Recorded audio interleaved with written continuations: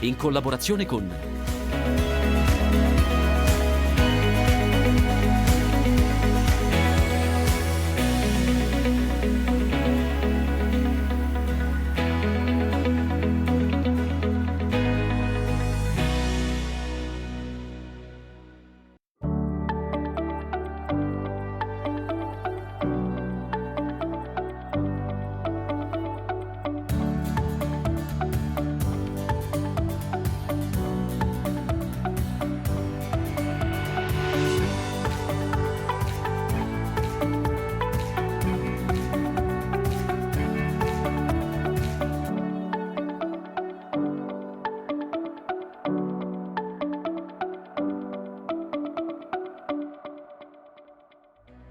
Agriolo, la festa dell'agricoltura, torna a Riolo Terme in presenza, protagonista la zootecnia, la meccanizzazione e le tipicità del territorio. E tra le tipicità la vera fiorentina di Romagnola, non sono tutte per me queste, fiorentine che accompagnano il menù della festa, mentre le tradizioni fanno la loro parte in chiusura di giornata con la sfilata dei trattori d'epoca, i testa calda. Pomodoro da industria, oggi ci occuperemo di questo, guarderemo l'intera filiera, quindi dalle piante che vengono seminate in vivaio fino al trapianto. Queste sono piante appunto messe a dimora da poco con macchine automatiche. Il distretto del nord è molto importante, abbraccia tantissime imprese, ma soprattutto ci sono tantissimi ettari che vengono investiti a questo oro rosso. Tra l'altro questo settore da pochi giorni ha un contratto. La terra protagonista assoluta di Agriolo, che ritorna ad animare le vie del borgo della cittadina romagnola sulle prime colline. Esposizione, mostra, mercato, sagra, festa, fiera, un evento che raccoglie davvero i tanti elementi che costituiscono la vera vita della campagna e del lavoro degli agricoltori. Ad organizzarla infatti è Fatagri, associazione costituita prevalentemente da agricoltori, ma non solo, perché l'attaccamento all'ambiente e alle tradizioni è riuscito a coinvolgere sempre più giovani e questa edizione 2022 lo dimostra pienamente. Il punto forte di Agriolo resta la zootecnia, qui raccontata a 360 gradi, sempre con un legame fortissimo con il territorio.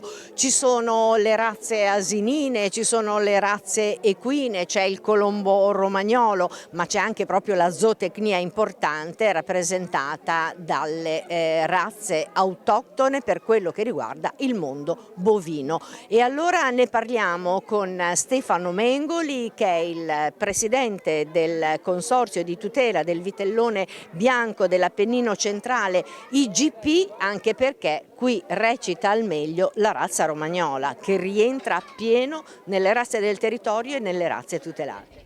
Sì, esatto, la razza romagnola è tipica di questo territorio ed è una delle 3 razze che rientrano all'interno della indicazione geografica protetta. Rappresenta un po' la parte storica di questa produzione e in questo momento è, diciamo, il fulcro dell'allevamento da carne presente in Romagna. Intanto bisogna partire dal fatto che la nostra zootecnia da carne vive in territori disagiati, vive in collina, in montagna, con pascoli che non sono paragonabili a quelli del nord Europa. Questo handicap viene in buona parte ridotto dalla caratteristica di questi animali che sono adatti a questo territorio e sono in grado di affrontare le problematiche che il territorio genera, se non altro la siccità, l'estate calda, eccetera.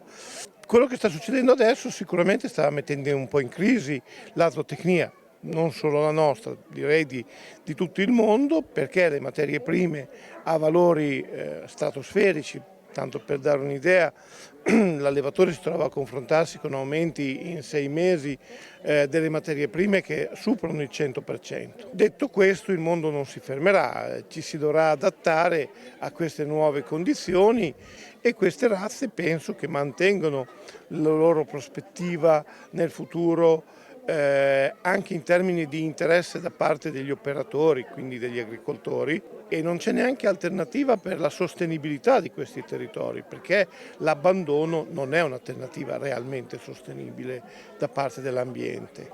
Ecco, tra l'altro all'interno della festa di Agriolo, che è rassegna per l'agricoltore ma anche festa per la famiglia, c'è un'ospitalità che si svolge anche a tavola e abbiamo un mastro macellaio che sta facendo il taglio esatto della fiorentina vera, perché ci sono delle regole precise, ovviamente nella scelta delle carni ma anche nel modo di usare il coltello. È un taglio tradizionale che prende il nome da Firenze perché è nato in quel territorio, ma è tipico della preparazione, diciamo, nostrana, quindi italiana, ed è un taglio con l'osso, a differenza di tanti altri modi di presentare la carne della lombata disossata senza osso, tipo il classico filetto o l'entrecôte, diciamo. La fiorentina con il suo spessore, con il suo taglio a coltello, con la capacità del macellaio di tagliare l'osso in maniera precisa e netta, rappresenta un'arte anche nella preparazione. Una fiera come questa di Agriolo riesce insomma a fare anche un po' da volano rispetto a questa situazione. Sicuramente sì, secondo me è importante anche che siano di questo tipo, cioè nate per mettere in contatto la città, quindi chi non è più direttamente legato all'agricoltura, con il territorio che la circonda, perché poi in definitiva spesso comincia a esserci a livello di conoscenza una discrasia importante tra chi vive dentro a un paese o una città e chi vive a 4 km, a 6 km da lì e pratica un'attività come quella zootecnica, che purtroppo è sempre meno conosciuta, ma che è caratterizzata dal fatto di allevare animali che vivono grazie all'uomo, che vivono in sinergia con l'uomo e senza l'uomo non potrebbero vivere. Diciamo sempre che in agricoltura l'età media è alta e purtroppo è vero, però è bello vedere che ci sono anche dei giovani che affrontano questo mondo e qui ad Agriolo ce ne sono tanti che si mettono in gioco con la manifestazione e anche quotidianamente in azienda. Qui con me c'è Chiara Dal Monte. Allora, la tua azienda bovini, qui abbiamo una. Bovini da ingrasso, sì. E perché hai iniziato questa avventura nella zootecnia? Ho iniziato con mio babbo, piano piano stando dietro a lui mi è venuta la passione e mi sono innamorata di questi animali, cioè stare in mezzo agli animali per me è una soddisfazione. Poi vedo che sei anche attiva ad Agriolo, quindi insomma avete lavorato anche su questo perché ti vedo con la ricetrasmittente, quindi tieni d'occhio i tuoi animali e anche la manifestazione. Sì, Agriolo è una soddisfazione, tutti gli anni ci proviamo, siamo stati fermi 2 anni però quest'anno siamo partiti un po' così, ma speriamo di godercelo fino all'ultimo perché abbiamo proprio voglia di stare tutti insieme, di iniziare a stare insieme, di far festa, di trovarci così tra agricoltori. È grande soddisfazione. E qua di giovani ce n'è un altro, quindi Chiara non era assolutamente un caso. Luca Onibosi, stiamo facendo Toletta, questo torello. Quanti anni ha? Ha 5 anni, lui si chiama Farfarù, è un toro limousine che viene usato per la riproduzione e per quello insomma. Ed è contento di essere così spazzolato e coccolato? Lui con più lo spazio, con meglio sta. Lui è un gattone praticamente. Un colone, via. Sì. Senti, ma com'è da giovani in allevamento nel mondo della zootecnia? Ma per entrare in quel mondo lì bisogna essere un po' matti, come dico io, perché dei vantaggi non ce ne sono, quindi lo devi avere nel sangue, detta come va detta. Però se lo fai con passione, anche se la sera sei molto stanco, sei contento ed è molto meglio così. Io se dovessi entrare in fabbrica guardando soltanto lo stipendio, standoci solo anche 6, 7, 8 ore, non lo farei mai. Preferisco lavorare 12 ore al giorno, tutti i giorni, e andarmi a letto contento. Dai tori di dimensioni sicuramente enormi a degli animali piccolissimi, ma non per questo meno importanti, anzi direi senza nulla togliere forse di più, le api. Qui con me Vincenzo Lama che è un allevatore di api regina. Come si fa ad allevare un'ape regina? No? Perché è strano. Noi non facciamo altro che sfruttare quello che le api fanno in natura, cioè le api quando sono senza ape regina cercano di allevare una nuova. Allora noi creiamo delle arnie orfane, delle famiglie orfane e iniziamo noi il lavoro che farebbero le api, che tutte le larve di api operaie possono diventare api regine, dipende solo dal nutrimento. Mentre le api operaie normali vengono nutrite all'inizio appena un po' di pappa reale, poi un po' di miele e polline, quella dell'ape regina viene nutrita solo con pappa reale. E mentre le api operaie nascono in maniera orizzontale, l'ape regina nasce in maniera verticale. Loro creano un bossolo tipo questo qui è una cella reale dove è nata un'ape regina. Togliamo queste celle reali, le distribuiamo in tanti cassettini senza ape regina, poi dopo una settimana che è nata farà il volo di fecondazione, cioè si accoppierà con vari fuchi e non uscirà più dalla sua arnia e continuerà a fare uova fino a 2000 uova al giorno, per tutta la vita. Oppure se uscirà per sciamatura, cioè con la sua famiglia. Le altre api costruiranno una cella reale, si faranno le loro resine, oppure interverremo noi a dargli una resina. Ecco. Ma loro l'accettano, sono contenti di avere una regina che non è nata da loro? Non sempre, non sempre. Non sempre purtroppo. Noi cerchiamo di fare il meglio creando le condizioni, cioè, non serve solo volevo dire una cosa, per quelle orfane, le api regine serve per fare nuove famiglie. Io gli ho spiegato che sono fagni artificiali che siamo, ma l'apicoltore cerca di evitarla la sciamatura perché è sempre un danno per l'apicoltura. Allora interviene, porta via un po' di materiale, api, terreni, introduce una regina e fa una nuova famiglia. Quindi quando diventano troppe vanno ad abitare per conto loro, insomma, tradotta in parole molto O povere. lo fanno loro se non lo facciamo noi. L'ambiente non è solo natura, paesaggio, biodiversità, ma anche il recupero delle risorse, dei sottoprodotti, degli scarti che così possono diventare appunto risorsa.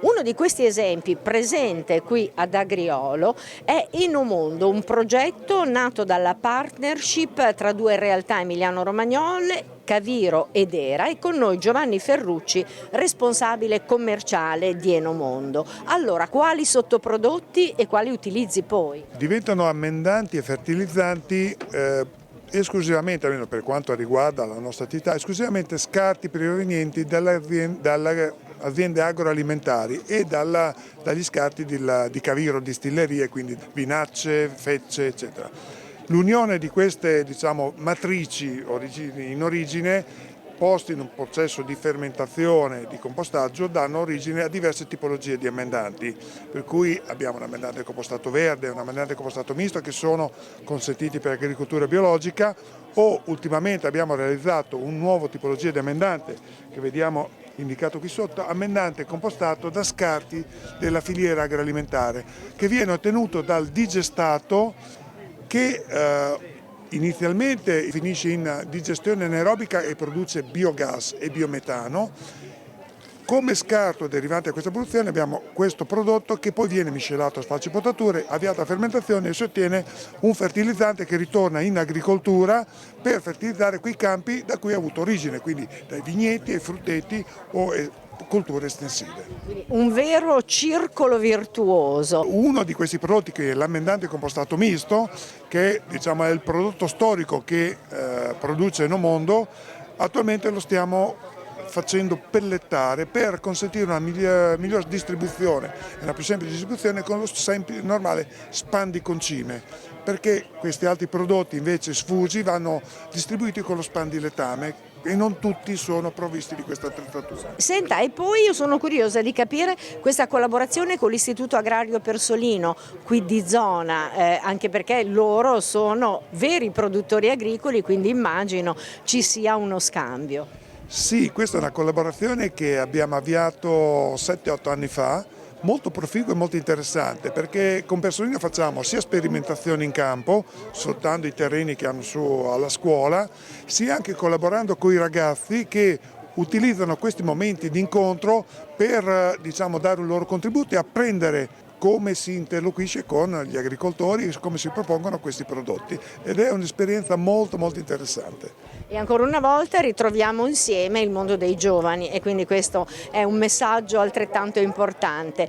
Siamo arrivati alla fine della prima parte del nostro collegamento. A questo punto facciamo una piccola pausa, cediamo la linea a Claudio con Cielo Aperto. Noi ci ritroviamo nel finale perché abbiamo veramente ancora un sacco di cose da raccontarvi. A dopo.